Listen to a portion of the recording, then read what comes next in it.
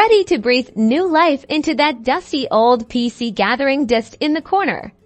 We'll show you how to transform it into a super fast web browsing machine by installing Chrome OS. First, you'll need an 8 GB or larger USB drive backup any important data on the drive, as this process will erase everything next. Download the Chrome OS image from a reliable source. Download and install Rufus. This tool will create a bootable USB drive. Open Rufus. Select your USB drive, and then select the Chrome OS image you downloaded earlier.